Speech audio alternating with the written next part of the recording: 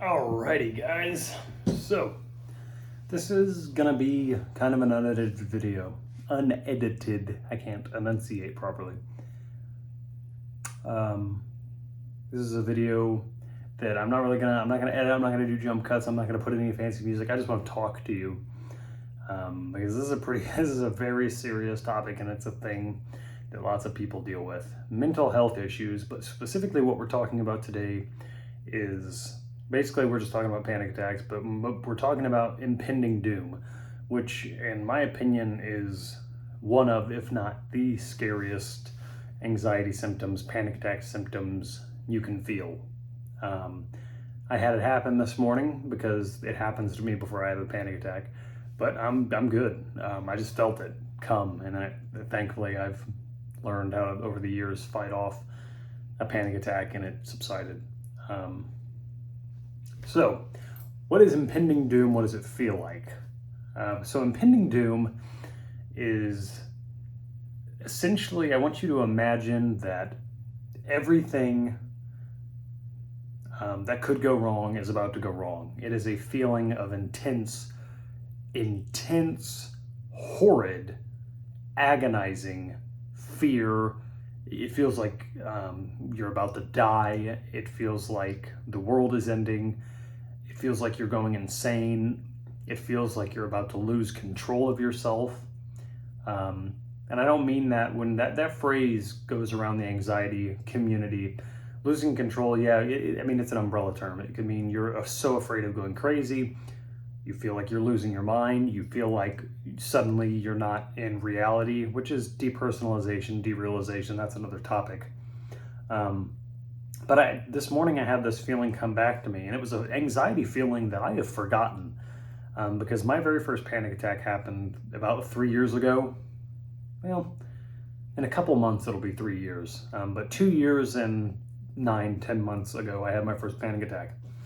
And the very first symptom after the adrenaline hit me, I'll recap the story very quickly. I was sitting in my car waiting for my girlfriend to get off work, and I was agitated because she was taking so long to get her key. It was stuck in a lock at her work. So, I was mad. I'm like, come on. And no sooner that I was internally mad about the situation, I felt the adrenaline rush, and then I felt the sense of impending doom, and then I felt depersonalization occur. So impending doom is god awful. It is terrifying. It is agonizing. It is so scary and debilitating when it happens. For me, it feels like I have this intense feeling that I'm about to die. I have this intense, super intense worry that I'm going to lose control. And it's a kind of a weird one for me. When I say I feel like I'm going to lose control, I kind of feel like almost reality's like crumbling around me. Like I feel like the world isn't real, which again could be depersonalization or derealization. I feel like I'm going mad. I feel like there's so many feelings that I feel when I feel this, when I feel impending doom. So how do you beat impending doom, or how do you really beat any anxiety symptom? How do you get over anxiety? How do you do it? How do you stop having panic attacks? How do you stop having health anxiety? Which was my main issue, is panic disorder and health anxiety. Health anxiety first. I've only had like 5 real severe panic attacks in the 2-ish, almost 3 years that I've had this panic disorder. So my main issue is mainly worrying about my health all the time, catastrophizing. I'm in a much better place, and I've basically almost beaten it. I'm almost back to normal. I've still got I've got a lot of knots to work out, but I'm so much better off than I was 3 years ago. But so how do you beat it? How do you beat anxiety? How do you beat the symptoms? How do you beat impending doom? Unfortunately, at first, you're going to just have to maybe experience it a few times. The vast majority of people that have panic attacks, that have these terrifying symptoms, you are not going to heal from it, most likely. I don't want you to catastrophize and worry that you're never going to get out of this rut, because you will heal from this. But time, really for me, was a healer of almost all symptoms. Because the longer you go recognizing that these symptoms, yes, are debilitating and terrifying, but they cause you no real harm, the much better off you will be. Now that's easier said than done. How many times do you, and I do this all the time, how many times are you've had maybe 8-10 panic attacks and you're like, yeah, I'm starting to get a hang of this. My next panic attack I have, I'm gonna look it in the eyes, I'm gonna be so brave and I'm gonna do this and that, but then it hits and you remember all of the symptoms, you remember how terrifying it is, you remember how awful it is, you feel, you were like, oh God, I totally forgot about this symptom, this is terrifying, so beating the symptoms, beating impending doom, beating all of these feelings and terror, a lot of it has to do with just experiencing it over and over and over, in my experience.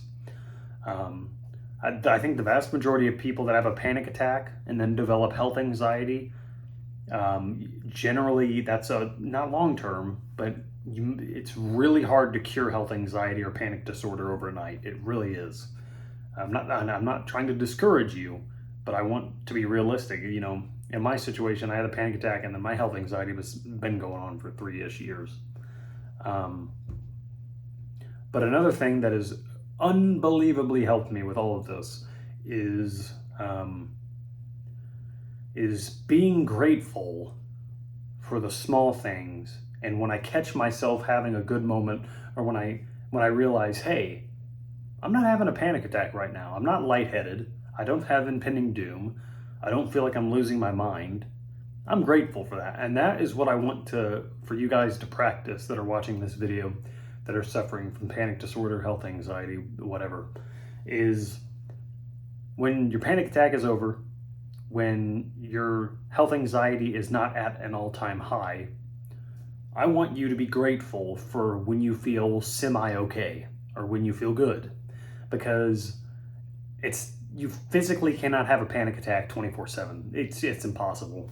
So you're going to have those good moments. And I'm encouraging you guys to recognize when you are having good moments, or when you've done something that you've enjoyed, when you're having a good time, when you are loving life. When you catch yourself having a good moment, you catch yourself in a good mood, mentally, and it's really helped me to audibly say it as well, mentally and audibly say it. Announce it and recognize that you're having a good day, a good moment, whatever. At first, especially if you're in the whims of a really bad panic disorder, health anxiety, and it's really awful, it's going to feel like fake it till you make it, is what it's going to feel like. You're going to not really feel grateful for that moment. You're not going to feel good because your day has been horrible so far. So at first, for some of you, it might just feel fake. But eventually, in my experience, and I'm telling you this truthfully, that it has become real now. And for me, it was fake it till you make it. And now, give me a second to explain too, because I know you're probably in the rut, you're probably in the whims of your anxiety, and you do not believe what I'm saying. I've done this. When I've heard people give testimonies, you kind of acknowledge what they're saying, but you don't really believe that it truly worked for them and that they got out of that. We all think we're never going to get out of this anxiety or this health anxiety. But I'm telling you, if you're worried about it feeling fake, if you were worried about it not getting better at first, I went through it. 2.5, 3 weeks ago, almost a month ago, I had a panic attack. About a month ago, I had a panic attack when I hadn't even had one for over 2 years, and I was back stage 1. I was having all the symptoms. I was dizzy constantly. None of the advice online felt good. I felt like it was too good for me. But I'm telling you, legitimately, most likely, if you practice this and if you apply being grateful for things, no matter how bad of a day you're having, it will help so much with your symptoms. It'll help so much with your panic attacks, because panic disorder and health anxiety, not any mental disorder, but panic disorder, health anxiety, any phobias and all that, anything in that umbrella, any anxiety disorder, it is factual that you have rewired your brain to be negative. You are now negatively focused on your symptoms. You are negatively focused on the day. You are negatively focused on how you're feeling. You are negative about your job. You're negative. So you are now negatively hardwired. When before maybe you were neutral, maybe you were good, you were happy, you were positively wired.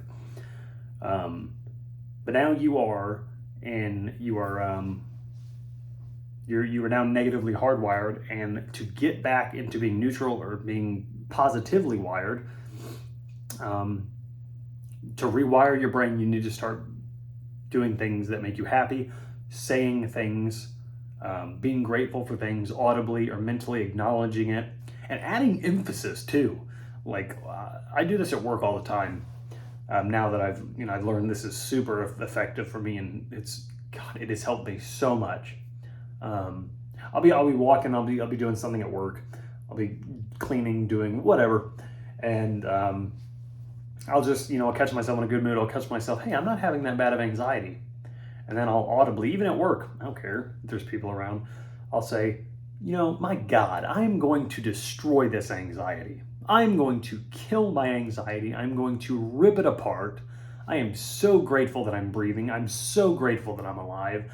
I'm so grateful that I can feel my toes, that I can see, that I can smell things, that I can taste delicious food, that I have a car that works.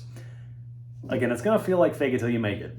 In the very beginning, if you're in the whims of really bad anxiety, if you're having a rough time, it's going to feel fake. It's not going to feel good. You'll be saying, oh, this is such bullshit. This isn't going to work for me. And I'm telling you again, my testament right here. From the day this video was made about a month ago, I was doing the same thing that you're probably going to feel. I was watching he's a really good anxiety coach on YouTube. His name is Trey Jones. He said something that kind of cemented this and kind of made me start practicing it. He said, I want you guys to comment in the comments in this video, I will be brave. So it started from there. So I started saying, I will be brave. I will be brave against this anxiety. I will be brave. And while I was saying it, I was feeling like more anxious because I just felt like I would never get out of it. But then a day goes by and I'm practicing and I'm saying my own term now. I'm saying, I'm grateful that I can smell or see. Then another day goes by and I see on my phone some young lady dying of cancer. And I'm like, I am so grateful that I don't have cancer right now, that I'm alive. I've gone on a tangent, on a huge, long tangent, but so we were going to talk about impending doom, and we have, but I also wanted to, in this video, I also wanted to tell you how to beat these things. It's rewiring your negative brain. It is so easy to fall into this hole, and it is so hard to get out of it. I know, you're fighting against gravity the whole time. It's hard. It is so hard for so many people. It was so hard for me. But, so I'm not going to recap, but I'm going to give you a few more tips on how to beat anxiety, how to heal, and then we'll close this out. So what are some other things you can do? You can, audibly, mentally acknowledge that you're grateful. You can say, I'm happy, I'm having a good day, whatnot. So what else can you do? Another big healer for me, and this is kind of a bittersweet one, is time. Like I said earlier in the very beginning of this video, you get used to the symptoms. You understand that they haven't killed you in a year, that these panic attacks, while they feel life-threatening, they're harmless. So the longer time goes on, the more you realize, well, shit, this hasn't killed me. This hasn't harmed me. Mentally, it's hell, but my worries about me dying, they haven't come true. Another thing that really, really helped me, I started doing about a year ago, journaling. Not journaling, writing my symptoms down. If you're symptom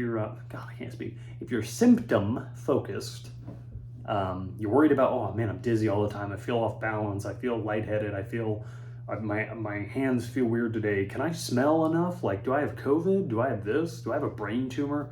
That's cancer, isn't it? Write those things down. Write down your worries. I am dizzy today on December 30th, 2019. but it hasn't harmed me. The symptom has been going on for a month. I've gotten checkups from my doctor. I am healthy. And then you actually have a paper trail of what you were experiencing. And then you can look at that and say, oh, I've been having that symptom for 2 years. It hasn't done anything to me. That's rewiring your brain. That's getting yourself out of that rut. That's starting to turn your brain into positive thinking. I lost my train of thought. What was I going to say? I don't know. That's really the whole video. So, you know, acknowledging that you're grateful, saying out loud that you're happy and you're healthy and you're satisfied, and acknowledging the actual positives. You know, everyone has a positive in their life, so I'm sure there's something you can find no matter how small it is, and just keep doing that every day. Write down your symptoms. That's what I was going to say. In regards to writing down your symptoms, it's so easy to forget some symptoms that you have, or your panic attack, what happens during them, how you feel, how your body feels, your health anxiety. Write them down so that you don't have a symptom that pops up and you look at your notes and you're like, oh, this is new. I don't have this written down. This must be cancer. This must be this must be that. If you have that written down, and then 6 months from then, when you've written it down, you feel it and you're like, is this a new symptom? I'm not sure. You look, oh, I've had this before. Moving on with my life, moving on with my day. So those are some things you can do to help your anxiety, to get you feeling better.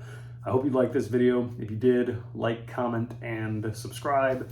If you want to send me an email, you can. That was completely random. I think I meant to say if you want to leave me a comment. If you want to send me an email, it's jobhodge@gmail.com. So that's JOABHODGE little at symbol, gmail.com. Send me an email if you want to talk to me. Leave me a comment. I'll be happy to reply. I hope you like this video. I'm going to make more anxiety tips, more videos covering this type of stuff. And I will see you later.